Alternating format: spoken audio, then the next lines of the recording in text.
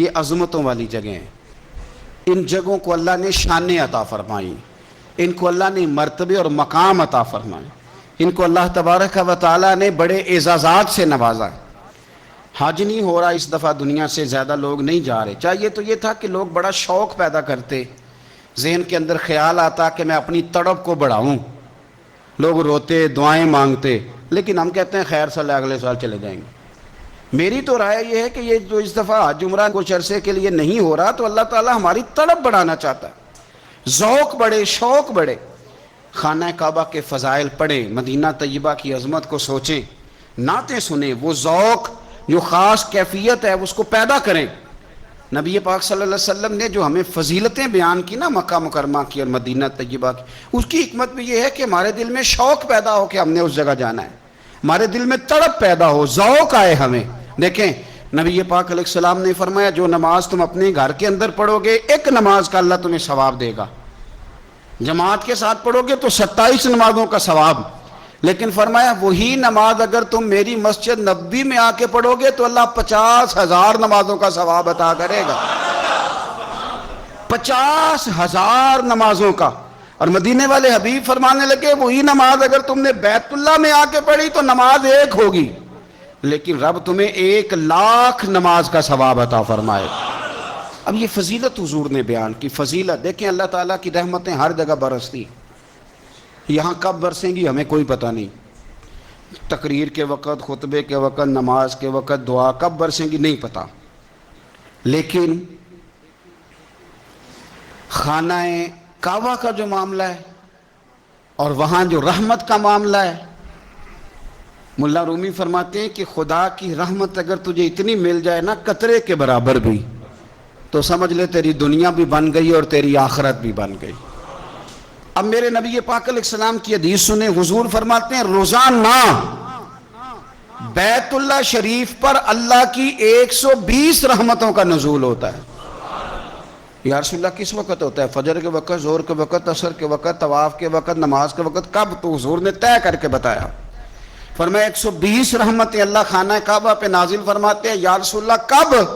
فرمایا 60 رحمتیں تو ان پہ برستی ہیں جو بیت اللہ کا طواف کرتے ہیں، اور فرمایا 40 رحمتیں اس پر برستی ہیں جو حرم شریف میں نماز پڑھتا ہے. اور حضور فرماتے ہیں کچھ بھی نہ کرے، بس بیٹھ کے کعبے کی زیارت ہی کرتا رہے، 20 رحمتیں تو اللہ اسے بھی عطا فرما دے. کتنی مقدس جگہ ہے. وہاں جانے کا ذوق، وہاں جانے کی تڑپ، وہاں جانے کا شوق. ان لوگوں سے تھوڑا سا شکوہ ہے جو کہتے ہیں جی میں نے جی بڑی راج راج کے زیارت کر لیا، بس راج گئے، ختم ہو گئی بات. سنو، نبی پاک علیہ السلام نے 53 سال حیات ظاہرہ کے وہاں گزارے، 53 سال. لیکن جناب صدیق اکبر رضی اللہ تعالیٰ عنہ فرماتے ہیں قربان جاؤں، جس رات میرے کریم محبوب علیہ السلام ہجرت کی رات مکہ مکرمہ سے نکل رہے تھے تو حضور پلٹ پلٹ کے بیت اللہ کو دیکھتے تھے. حضور پلٹ پلٹ کے دیکھتے تھے. اور پھر میرے محبوب کریم علیہ السلام نے پلٹ کے کعبے کی طرف دیکھ کے فرمایا بیت اللہ تو مجھے بڑا ہی پیارا ہے، تو مجھے بڑا ہی پیارا ہے، اے شہر مکہ تو مجھے بڑا ہی پیارا ہے. فرمایا اگر میری قوم مجھے پریشان نہ کرتی میں تجھے کبھی چھوڑ کے نہ جاتا. 53 سال رہنے کے باوجود بھی حضور کا بیت اللہ سے پیار، نبی پاک کی اس شہر کے ساتھ وابستگی، وہ دلچسپی، وہ ذوق، وہ شوق، وہ کیفیات. کیوں مان پڑتے جا رہے ہیں ہمارے جذبے؟ ہمارے سیاست کی باتیں روز ہونے لگی ہیں، بحثوں کی باتیں روز ہوتی ہیں، لیکن اپنا عشق مضبوط کرنے کی بات، آپ یقین کریں یہ جو عشق ہوتا ہے یہ بندے کو آزاد کر دیتا ہے. یہ بندے کو عشق آزاد کر دیتا ہے. اعلیٰ حضرت فرماتے ہیں اے عشق تیرے صدقے جلنے سے چھٹے سستے، جو آگ بجھا دے گی وہ آگ لگائی ہے. اور علامہ اقبال کہنے لگے، اقبال سمجھاتے ہیں، وہ کہتے ہیں بجھی عشق کی آگ اندھیر ہے، اب مسلمان نہیں اب خاک کا ڈھیر ہے. کہتے ہیں بغیر عشق کے نا کوئی کام بھی، نماز بھی بغیر عشق کے پڑھی جاتی ہے تو کوئی مزہ ہی نہیں دیتی. بندے کہتے ہیں دل ہی نہیں لگتا. پیری مریدی ہے بغیر عشق کے ایسی رسم ہی ہے، ٹھیک ہے گزارا چل رہا ہے. قرآن شریف کی تلاوت ہے تو بغیر عشق کے کیسے کیفیات چلیں گی؟ اللہ رسول کے ساتھ پیار ہے تو کوئی دلچسپی نہیں، کوئی شوق نہیں، کوئی آپ یقین کریں کچھ بندوں پہ بندے کو تڑپ آ جاتی ہے، شوق آ جاتا ہے، یار یہ اس کو کیسے نکالیں، یہ کس طرح کا پیار کرتا ہے، آ کے بیٹھا رہتا ہے، چپ کر کے بیٹھا رہتا ہے، کہتا ہے جی کوئی کام نہیں، بس 10 منٹ ملنا ہے، بندے کو اس بندے پر ویسے ہی پیار آ جاتا ہے۔ کچھ ایسے سنگی ہوتے ہیں جو آستانوں پہ 10 چکر لگا کے آتے ہیں، شکوہ نہیں کرتے کہ میں 100 دفعہ بھی آیا ہوں، فلانے حضرت ملے نہیں، وہ وارفتگی ہے، وہ شوق ہے۔ ہمارا جب تک اللہ رسول کے ساتھ رشتہ عشق کا تھا، پیار کا تھا، ذوق کا تھا، درد کا تھا، خلوص کا تھا، آپ یقین کریں طبیعتیں جمی ہوئی تھی۔ نبی پاک نے نا ہمیں تکلیف میں رہ کے پیار کرنے کا درس دیا۔ بخاری مسلم میں حدیث ہے، حضور اپنے مدینے کی شان بیان کرنے لگے۔ حضور فرمانے لگے، محبوب فرماتے ہیں یمن فتح ہوگا تو وہاں کھیت اچھے ہوں گے، کھلیان اچھے ہوں گے، کاروبار اچھے ہوں گے، تو کچھ لوگ مدینے والے وہاں جا کے رہنے لگ جائیں گے، آباد ہو جائیں گے۔ لیکن حضور فرماتے ہیں المدینہ تو خیر لہم لو کانوا یعلمون، بات کو سمجھنا، فرمایا کہ وہاں کھیت کھلیان اچھے ہیں، ان کا کاروبار وہاں زیادہ چلے گا، لیکن رسول کریم نے فرمایا مدینہ ہی ان کے لیے بہتر تھا، کاش وہ اس بات کو جان لیتے۔ فرمایا پھر عراق فتح ہوگا تو وہاں بھی کچھ لوگ چلے جائیں گے، کاروبار ان کا اچھا چل جائے گا، وہاں رہنے لگیں گے، لیکن فرمایا المدینہ تو خیر لہم لو کانوا یعلمون، فرمایا مدینہ ہی ان کے لیے بہتر تھا، کاش وہ سمجھ لیتے۔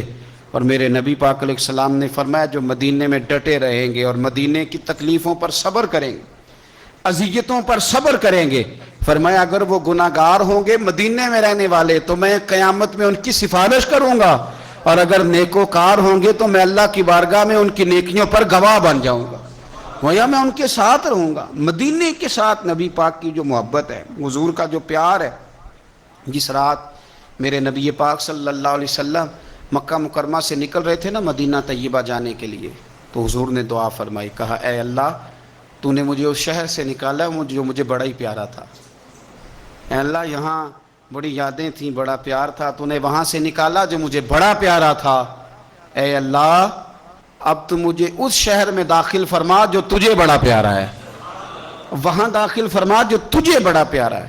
مدینہ طیبہ کے لیے نبی پاک نے دعا فرمائی، کہا اے اللہ تیرے نبی ابراہیم علیہ السلام نے مکے کے لیے دعا کی تھی، میں مدینے کے لیے دعا کرتا ہوں، اللہ مدینے میں دگنی برکت عطا فرما۔ اللہ کے محبوب علیہ السلام کی خاص دلچسپیاں مدینہ طیبہ کے ساتھ۔ مدینے والوں نے نہ حکمرانی نہیں کی، تو حضور نے پہلے کہہ دیا تھا خلیفہ قریش میں سے ہوگا، لیکن حکمرانی نہیں کی، غلامی کی۔ مدینے والوں نے نبی پاک کے دروازے کی گدائی کی، مدینے والے ہر میدان میں حضور کے سامنے کھڑے ہوئے دشمن کے مقابلے میں، مدینے والوں نے پیار کیا۔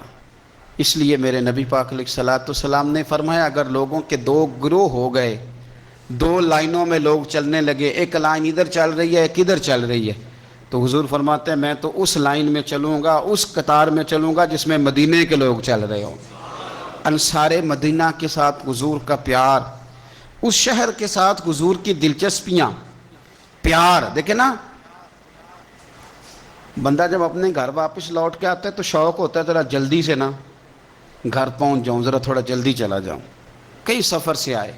صحابہ فرماتے ہیں کہ جب نبی پاک کسی جنگ سے، جہاد سے، سفر سے لوٹتے، مدینے کی عمارتیں نظر آتی تو گھوڑا تیز کر لیتے، اپنے اندر نا یہ ذوق پیدا کریں، یہ پیار پیدا کریں۔ آپ یقین کریں وہی ٹھنڈے ٹھنڈے مسلمان، وہ کوئی کیفیت نہیں، صبح سے شام تک۔ میں دوستوں سے کہا کرتا ہوں الحمدللہ کبھی ایک آیت پڑھ لینا قرآن پاک کی ترجمہ و تفسیر کے ساتھ تو سارا دن وہ گھومتی رہتی ہے دماغ میں، رات کو اس کا ذائقہ رہتا ہے روح میں۔ تو جب میں اور آپ سارا دن پڑھیں، سیاست کریں، سیاست سنائیں، کہانیاں کریں، غیبتیں، پھر دماغ میں الٹے سیدھے خیالات ہی آنے ہیں۔ تو اگر صبح اٹھتے ہی سب سے پہلے مدینے والے کی ایک نعت سنی جائے، اور شام کو سوتے وقت بھی ایک نعت سنی جائے، ایک نعت نعمتیں بانٹتا جس سمت وہ ذیشان گیا، اس طرف منشی رحمت کا قلم دان گیا، تجھے جانا تجھے مانا نہ رکھا غیر سے کام، للہ الحمد میں دنیا سے مسلمان گیا۔ تو اگر یہ ذوق بنا لیا جائے تو انشاءاللہ رات کو بھی آپ کو نا مدینہ ہی نظر آئے گا، انشاءاللہ خواب میں بھی آپ ٹکٹنگ کرا رہے ہوں گے، آپ ویزا ہی لگوا رہے ہوں گے، لیکن شرط یہ ہے کہ وہ کیفیت ہو، وہ پریم ہو، وہ پیار ہو۔ مدینے والوں نے بڑی غلامی کی، کبھی کوئی شکوہ نہیں کیا، ویسے کبھی کبھی اللہ موقع بناتا تھا، کبھی کبھی نا مدینہ شریف میں ایسے ہوتا تھا کبھی کبھار۔ ایک دفعہ نا جب کچھ علاقے فتح ہوئے تو بڑا مال آیا فتح مکہ کے بعد، تو بخاری مسلم میں حدیث ہے، اسلام کے اندر یہ ہوتا ہے کہ جو نیا کلمہ پڑھتا تھا اسے مال غنیمت میں سے زیادہ حصہ دیا جاتا تھا، اس کو کہتے ہیں مؤلفۃ القلوب، تالیف قلب کے لیے۔ تو چونکہ یہ قانون تھا تو نبی پاک صلی اللہ علیہ وسلم نے نا مکے والوں کو ذرا مال تھوڑا زیادہ دیا۔ مدینے میں سے ایک آدھ نوجوان نے کہا کہ حضور نا آپ اپنے رشتہ داروں کی طرف توجہ زیادہ کرنے لگیں، یہ بھی محبت کی جنگ ہوتی ہے نا، قربان جائیں۔ حضور سید عالم علیہ السلام تک بات پہنچی، اور اسی طرح پہنچی کہ ایک آدھ نوجوان نے بات کی ہے۔ نبی پاک علیہ السلام نے ترکی خیمہ لگوایا، فرمایا مکے والا کوئی نہ آئے بھی، صرف مدینے والے آئیں۔ سارے حضور کے سامنے بیٹھ گئے، ذرا منظر دیکھنا، حضرت ابو ایوب انصاری رضی اللہ تعالیٰ عنہ سے لے کر سارے انصار۔ حضور نے فرمایا بھی میں نے سنا ہے تم میں سے کچھ نے کہا ہے کہ حضور اپنے رشتہ داروں کو زیادہ دینے لگے۔ رو پڑے مدینے والے، یا رسول اللہ وہ تو ایک نوجوان نے غلطی سے۔ فرمایا نہیں تم کہہ سکتے ہو کہ یا رسول اللہ صلی اللہ علیہ وسلم مکے والوں نے تو آپ کو تکلیف دی تھی، ہم نے آپ کو ٹھہرایا تھا۔ تم کہہ سکتے ہو چونکہ تم نے ٹھہرایا تھا۔ مدینے والے رونے لگے کہ یا رسول اللہ ہم کون ہوتے ہیں ٹھہرانے والے، وہ تو آپ آئے، اللہ نے مدینے کو شانیں عطا کر دی۔ میرے محبوب نے